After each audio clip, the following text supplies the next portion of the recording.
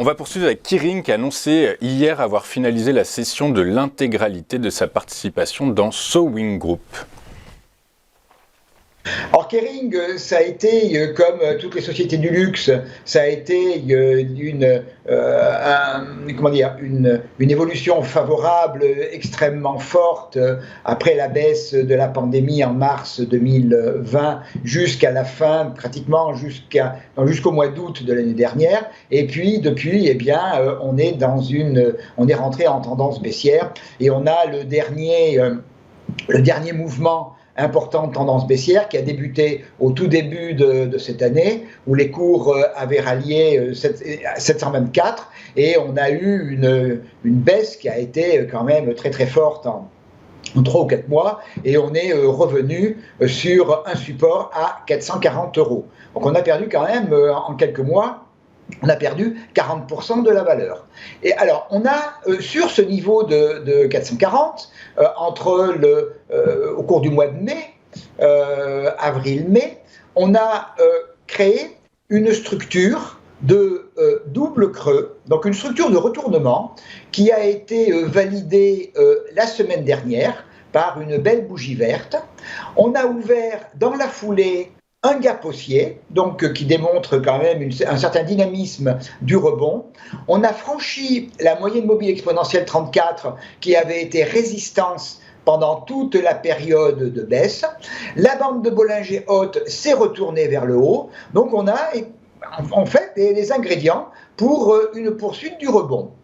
Alors, vers quel niveau ? Quels sont les niveaux à regarder? Alors on a un premier niveau qui, à mon avis, devrait être franchi sans trop de difficultés. C'est un niveau de polarité, néanmoins, à 516 €. On a clôturé hier juste en dessous.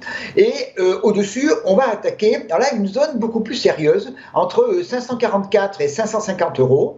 Le premier 544, c'est le retracement 38,2 de Fibonacci de toute la baisse depuis le début de l'année, et 551, c'est un niveau qui a été travaillé en février-mars, qui a été également une résistance au mois d'avril. Au-dessus, si on franchit donc cette première zone de résistance, on en a une deuxième, un petit peu plus large, qui est entre 576 et 593. 576, c'est le retracement 50% de Fibonacci de la même baisse dont j'ai parlé il y a une minute, et 593 qui est un niveau de polarité. Donc zone un petit peu plus large.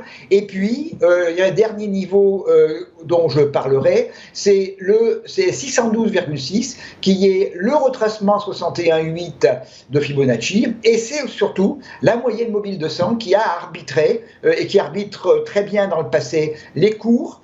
Alors c'est véritablement un éventuel franchissement de la moyenne mobile de 100 serait une vision long terme qui changerait totalement par rapport à l'action et qui pourrait ouvrir la voie vers le plus haut du début de l'année, vers 724. A contrario, si on casse la zone de gap ouverte il y a 2 jours, on aurait droit quand même à une session de rattrapage à 476, qui est justement la ligne de coup qui a été véritablement le déclencheur du rebond actuel, qui est donc dans ce mouvement de hausse le dernier plus haut. C'est théoriquement, si on vient le retester, ça peut être un niveau d'achat qui peut relancer complètement la dynamique. Par contre, si on casse ce niveau, eh bien, la plus grande probabilité derrière, c'est de revenir chercher l'origine du mouvement autour de 440 €.